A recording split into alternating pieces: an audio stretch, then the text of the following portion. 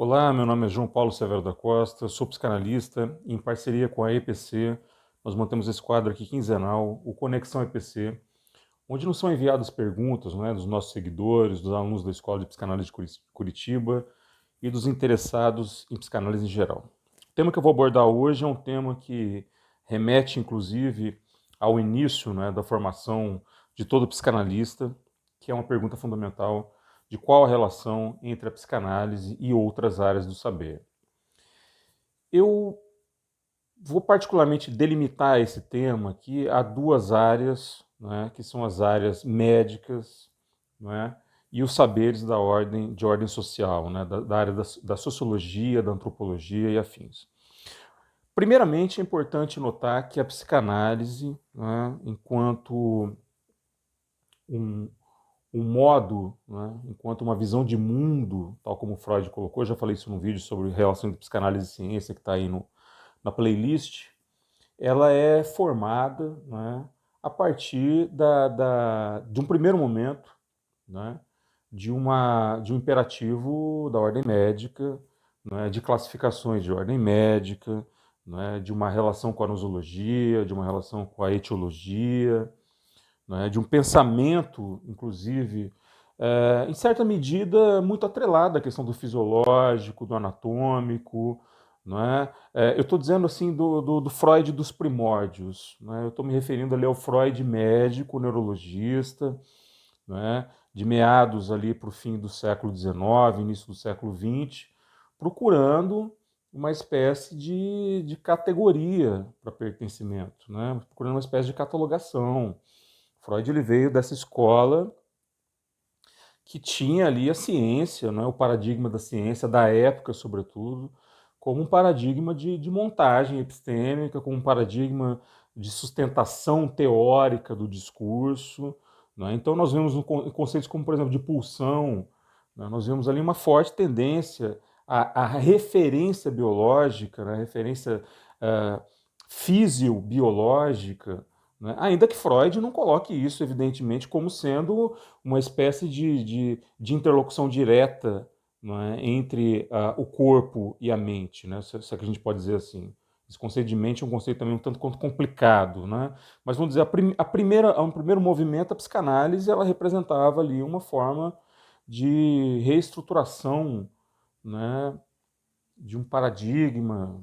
de estudo, de um paradigma persecutório da questão que se situava no psíquico, e lembrando que pelos paradigmas da época, pelas balizas da época, o psíquico estava muito atrelado à questão mental. Eu estou me referindo a este primeiro momento, de uma escola ainda que tinha muitos questionamentos, que tinha ainda uma visão de inconsciente muito diferente da que Freud foi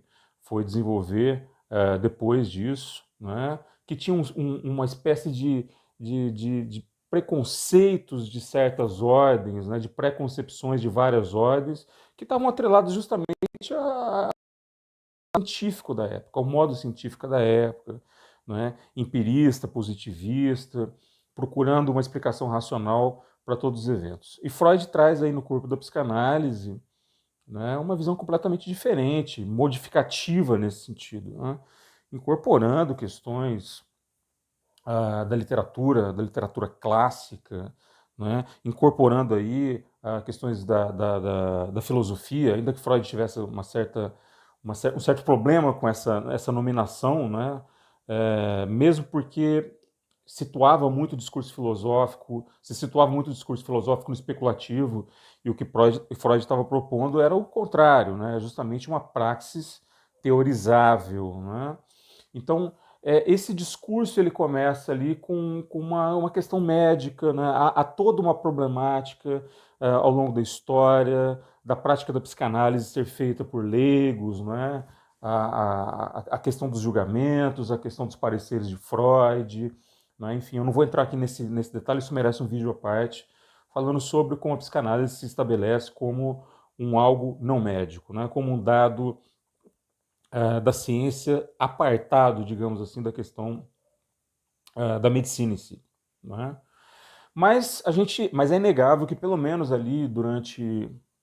até o final dos anos 70, meados dos anos 70, houve uma ligação muito profunda entre a psicanálise e a medicina, né? Praticada, sobretudo no que diz respeito à prática, vinculado muito à questão dos psiquiatras, neurologistas, etc. E tal.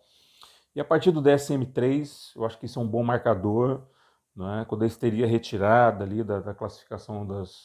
da, do DSM, então nós temos ali um aparecimento, surgimento talvez, de uma psicanálise que também já vinha sido influenciada muito ali pelo estruturalismo, pelo pós-estruturalismo, né, por maio de 68, e por uma relação que se estabelece ao longo do seu percurso, né, com Lacan e outros, com uma espécie de questão tributária com outras áreas, né, como a própria arte, por exemplo, né, como a linguagem, como a linguística de um modo geral, né, como o Lacan colocou, com a própria matemática, com, né, com a questão dos matemas, com a questão da topologia, enfim. E cada uma dessas escolas vai se vinculando, né, a escola winnicottiana com a questão da pediatria, enfim, nós temos vínculos específicos que vão se estabelecendo, né, a partir disso. Agora, com relação à questão da medicina, por exemplo, eu vejo, sobretudo quem está iniciando, uma confusão muito grande, às vezes, entre a questão do que é um diagnóstico, no sentido clínico médico do termo, né, sustentado ali nessas premissas, e o que seria o diagnóstico dentro da psicanálise. Então, é muito normal porque isso faz parte, inclusive, do nosso vocábulo do cotidiano, do nosso modo de incorporação de temas, por exemplo, que acabam sendo, de certa forma, modificados profundamente, até perderem a essência, como narcisismo, por exemplo. Como a questão edípica, por exemplo, eu vejo isso muito distante, porque há uma inserção disso no imaginário público, no imaginário coletivo, e também é uma certa tendência de querer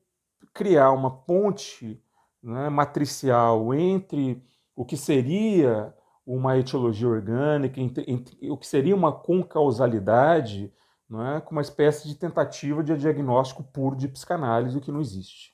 O que nós temos ali são grandes balizas, o que nós temos ali são as grandes estruturas, e a gente pensa a partir disso, sobretudo a partir de uma ideia de diagnóstico diferencial, né? Portanto, a medicina, ela cumpre o papel, né, dentro do que a gente possa compreender ali, do homem sendo um ser biopsicossocial, e é assim que eu penso sempre, a medicina cumpre ali o seu papel dentro da questão bio, né, dentro da questão do que se refere às etiologias, do que se refere às questões de sintomas que são derivativos de uma própria inter-relação, né, biopsíquica, mas que sempre estão margeadas, sustentadas justamente por essa possibilidade, né, daquilo que é biológico, daquilo que é tratável, das questões hormonais, das quantificações, das relações neuronais, né, enfim, daquilo que cumpre um papel específico dentro do que a gente chama, né, de saúde mental, dentro do que a gente chama de bem-estar, vamos colocar assim do ponto de vista mental. E existe outro lado, né, existe a questão sociológica, né, e que remete ali a discussões que se orientam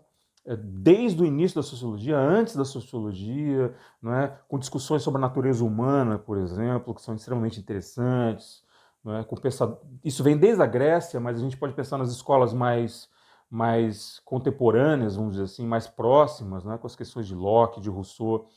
de Hobbes, e evidentemente com a questão cartesiana, né, o que é o sujeito a partir de Descartes. Isso vai sendo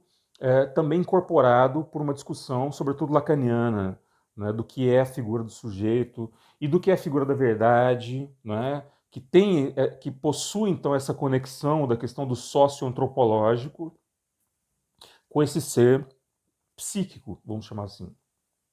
Contudo, a sociologia, a antropologia, as ciências das áreas humanas que lidam com o social, elas têm um viés próprio de estudo e elas têm balizas próprias, né, de tentativas de apropriação do que seja o homem enquanto um ser social. Então, em resumo, o que a gente pode entender é o seguinte: não há uma divergência no sentido de produções de contradição entre essas áreas, uma vez que nós estamos falando de áreas de efeitos distintos e de matrizes epistemológicas bem distintas. Por mais que a psicanálise seja, de um certo modo, tributário de todas essas visões, né? De certo modo, seja uma herdeira de todo esse complexo que compõe aí o que a gente possa entender como o objetivo, né? Que é a compreensão do mal-estar, né, no homem. A questão da compreensão do mal-estar como sendo um elemento indissociável da nossa, digamos assim, da nossa vivência, né, enquanto seres psíquicos.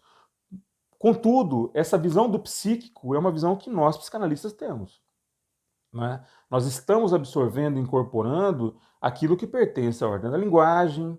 aquilo que pertence à ordem pulsional, aquilo que corresponde ao campo, né, do inconsciente, aquilo que vem a nos dizer a partir dos elementos que nós temos como elementos de sustentação do nosso estudo.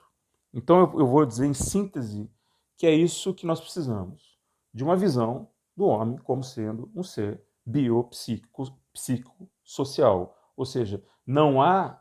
na verdade, uma primazia nesse sentido, mas há uma visão nossa que deve ser preservada, orientada, alimentada enquanto psicanalistas. Essa é a nossa área, não é, de advocacia, essa é a nossa área